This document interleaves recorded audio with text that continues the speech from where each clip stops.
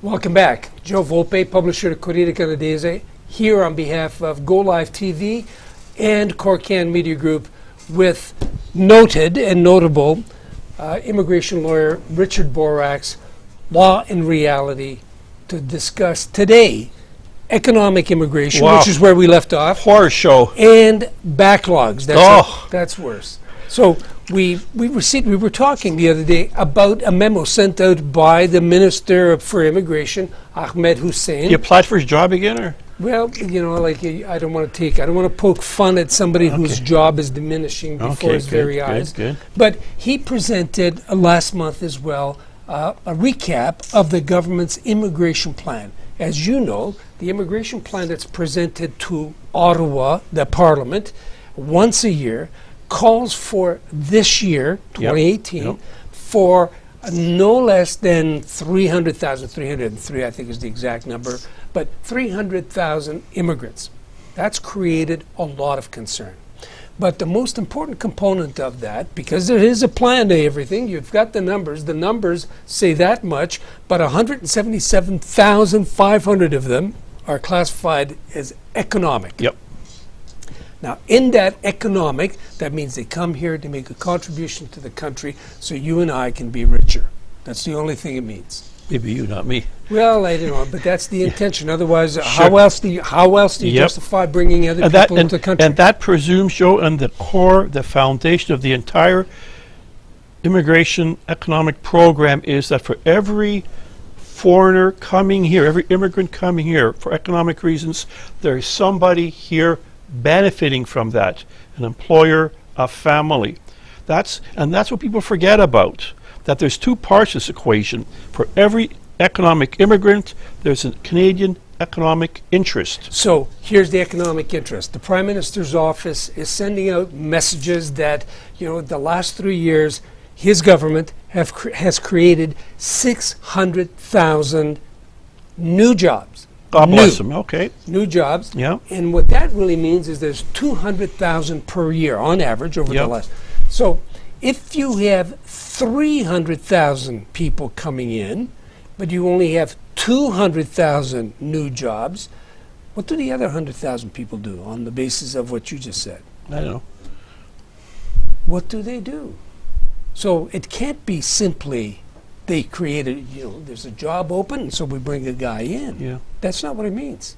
Although the 177,500 economic migrants are presumably there to fill an economic space. So we'd be 33 or roughly. See, Joe, you're making the crucial mistake. You're being logical again. The Mea culpa. It's a sin. You cannot have economic logic in a system that's based on macro quotas. What is a macro quota?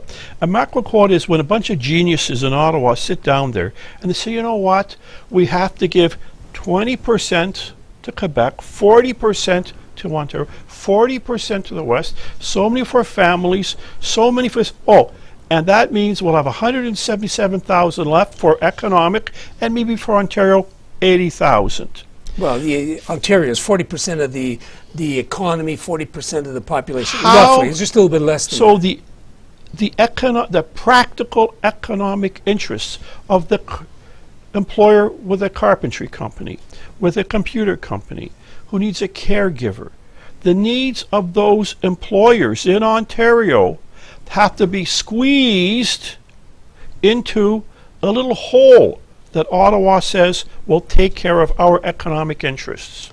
Well, what, on the basis of what? I'm looking at, we've had this, we keep going on this discussion because we started with Supreme Court diktat. Yeah. We talked about families being separated from their kids. Sure. We talked about undocumented workers, and we're talking about what we have as economic migrants. Yeah. Now, there's 6 categories of economic migrants. We talked the other day about the fact that if we wanted to look just at the construction industry, only 4% of those 177,500 are indicated for the skilled and very skilled. And Joe, do the bosses know that? Do the employers know that? Has Ottawa been transparent? Have they gone to the economy, to the employers on the website and put down which employers are going to get shafted by this program. That's a question that I would ask you. You're the one that practices immigration. Well, I haven't seen it. It doesn't exist. You know, they go through the fantasy land.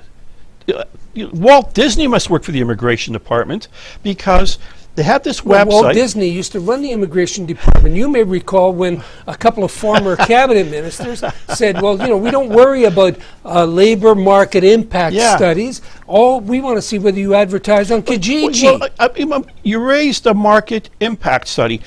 Employers in Ontario, in all of the sectors, not just construction, all of the sectors, they turn on the government website and it says, if you want a foreign worker, if you need a foreign worker, apply here, press here.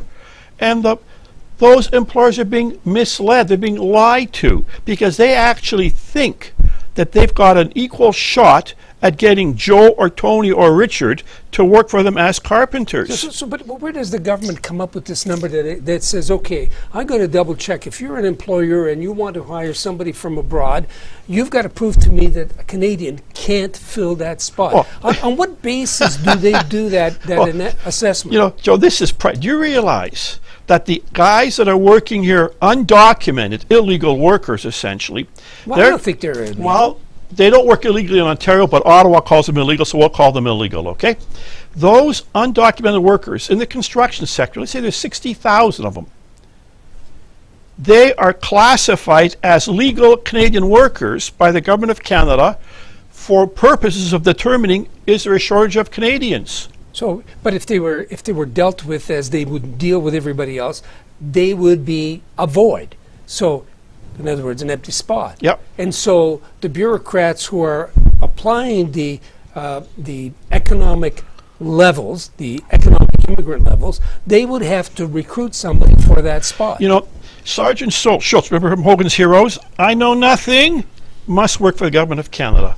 Because if you go to the federal bureaucrats, the geniuses, and you say, there are 60,000 undocumented illegal workers in construction in the GTHA,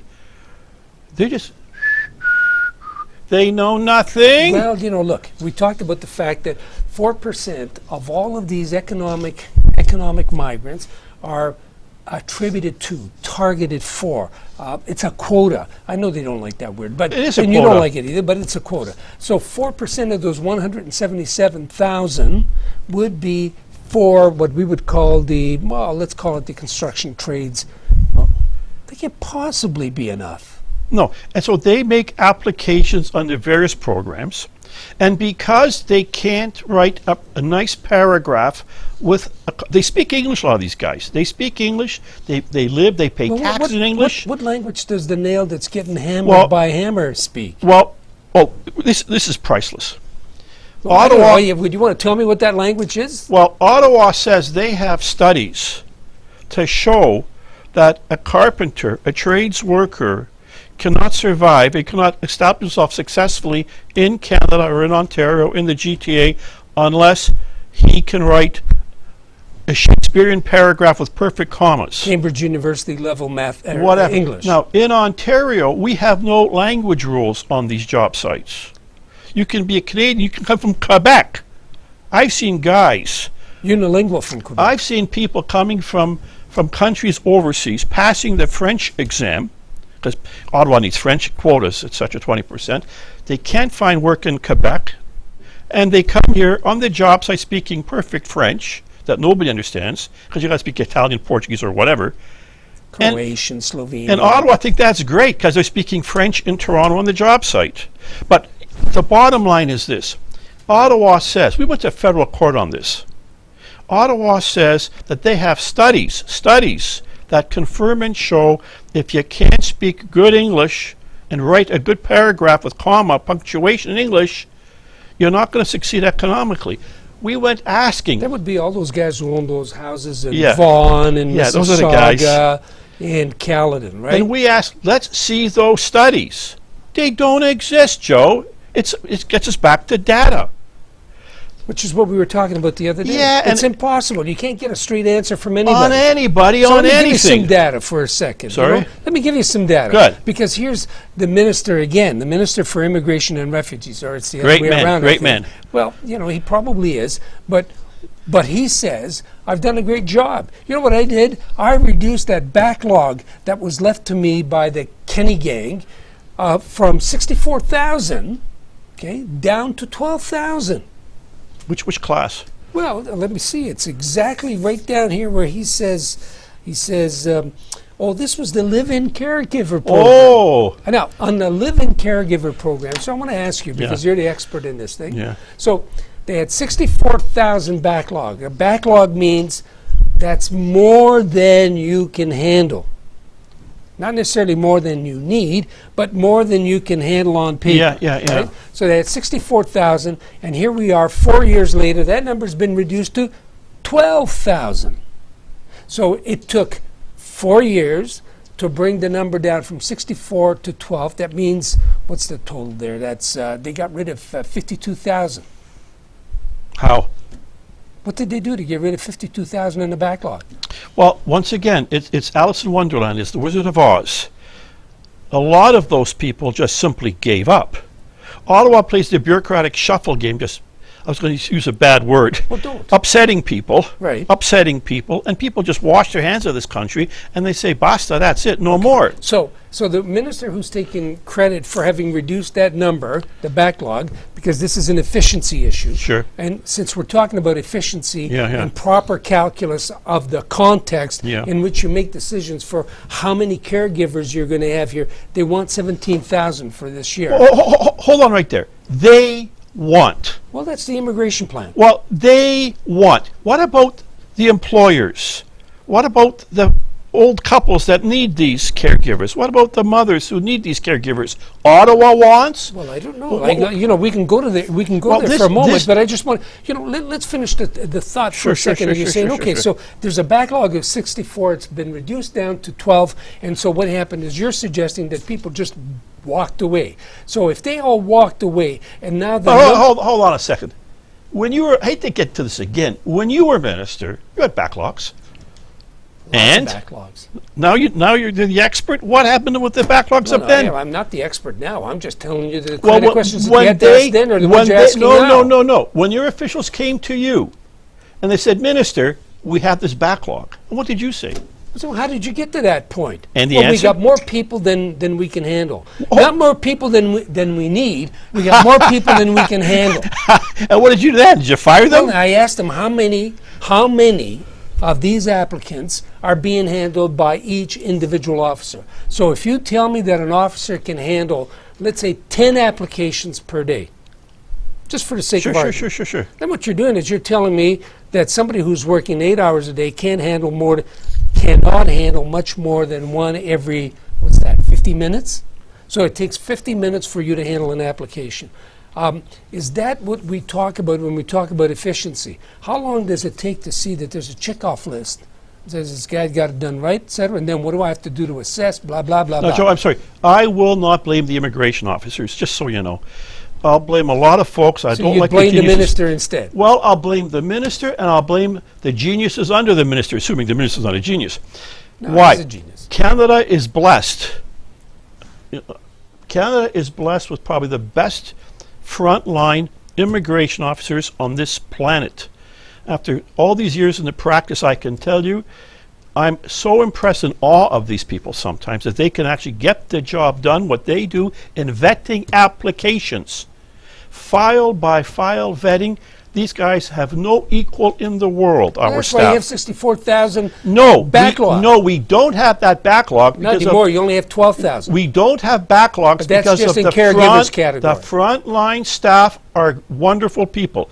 Where the problem are the people in Ottawa, the geniuses that make the big bucks, who are trying to run this economy. Have you ever been on a construction site, just for the sake of it, like this? Sure, may seem like a hang around. digression. Yeah, You've yeah. been there? Yeah. Right. So the steward goes around and says, well, you're laying 200 bricks a day. What are you doing pushing number 310? Okay, but at least we know that game is being played. Well, it's being played up in the bureaucracies as well. Well, exactly. Okay, so my point now, coming back to this, you got economic immigration. You've got the government of Canada somebody says to the minister, here's what the economy of Canada needs. And you know the economy needs this because here in Ontario, What the economy does not need are those advisors, those geniuses. but the economy is in need, so anybody that's got an objective assessment takes a look in Ontario. Let's focus on Ontario Absolutely, for a moment. In Ontario, the unemployment rate amongst those who are 55 and over is 4.7%. Keep that number in mind. For those who are younger, between the ages of 15 and up, I don't know why we think about 15. They should be in school until they're about 21, 22. But anyway, the younger element, they have an unemployment rate of 4.9. Do you know what the full employment rate according to economic matrices? 3%. No. Full employment is 5.4. Oh, my Lord. 5.4. And the reason why it gets to the point where you've got 4.9 is because there's more and more people entering the workplace. More and more people were entering the workplace. 65% of all Canadians between the ages of 15 and up Is the minister's are taking work. Okay, so you're saying one thing, and the minister says that his numbers are meeting the economic needs of the country. I'm suggesting that they don't. Well, That's bingo. what I'm telling you. I'm telling you that they don't. And the focus of the minister is on eliminating backlogs. I got a question, Joe. When will the minister do the same on economic immigration that he did on refugees? When will he change his story and stop announcing good news and says it's unsustainable? Chaos. Well, I'm not going to address that question. You saw me yesterday. We made a comment. The newspaper took an official position. This is ridiculous. Canada welcomes or is trying to deal with 32,000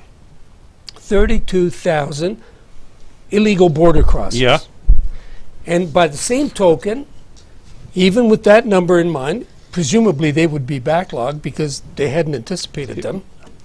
The minister says, we're going to bring in 43,000 next year of what are called protected persons and refugees. And there's four different categories. So you can't handle an additional 32,000. You're going to bring in 43,000, which you think That's you part can of the handle. game. They knew from the beginning what they were doing. Create a backlog, and they say, even if you're not a refugee, you're going to wind up staying. Well, you can only wind up staying if somebody accepts you, gives you refugee status. No, if you're in a backlog you're and in you a wait 4 or backlog, 5 years, you wait. then they sprinkle the holy water and bingo, you make Under it. humanitarian and compassionate. That's right. Okay, so under humanitarian and compassionate, they have scheduled 3,500. And that's got to include kids, right? Well, it's got to include everybody. So I wonder what's going to happen. Does the word bingo, undocumented worker ring a bell? No, I'm talking about those people who come here. You haven't scheduled for 32,000. Sure. You haven't scheduled for others who attempt to come here. And once they're here, they have a couple of routes to actually becoming regular. And one of them is this humanitarian and compassionate venue. But you've only left that for 3,500. You know what happens. Well, we know what happens because we had two families that we've been talking about, Bruno and Ariana, right? And their two kids. Yep. They applied for humanitarian and compassionate, and some whiz out of the humanitarian and compassionate sector in BC decided they didn't fit the mold. Joe, The other one is you the call it- Dimitri family with 6 kids, 2 of them born here, under humanitarian and compassionate grounds. I'm sorry, you don't fit the bill. Well- Because they don't fit the 3,500. the bottom line is they simply don't care. They have their economic plans up here, and there's no sense of reality to anything. There's only one solution. You know what? Yesterday, or the other day, I'm sorry, we talked about the significance of numbers. We talked about the chaos that is occurring in Europe. It's being reflected in the newspaper today that we published. It's more that there is no data, very little data. No, there's it a comes lot. down to, come on, but you got to find it. Well, I'm just telling you, today our newspaper is filled with data on immigration, refugee issues in Europe, In Europe. North Africa, and South America.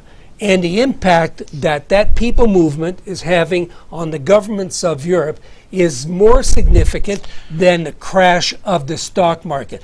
The place is imploding because nobody can get a They handle have the data. on the They can. immigration They have numbers the for data. economic business. They have the data. They can have a discussion. They can have an argument. They can have a fight. Our government sits on the data.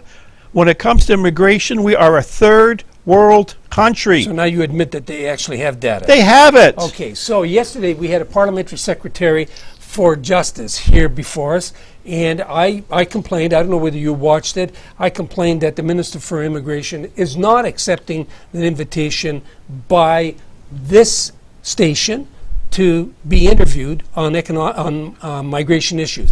And he said he was going to speak to... This is writing, isn't it? He said he's going to speak to the minister, and we'll see what happens. So we've sent them an indication in writing that we'd like to interview Well, I'd love to hear it. We'll see. Well, we want to hear from him first. Can you make data the main issue? Well, it'll be the main issue. I'll lay it all out on the table, and then we'll have that okay, discussion. good. Okay, on behalf of Corcan Media, Go Live TV, Corrida Canadesa, and Richard Borax, Sir. thank you for watching. We're going to continue the talk and the discussion on immigration, try to make some sense out of what seems to be no sense. Take care. Have a great weekend. Nonsense. Have a great weekend. It's a Labor Day weekend, and we associate ourselves with everybody who wants to wish all workers everywhere the happiest of weekends.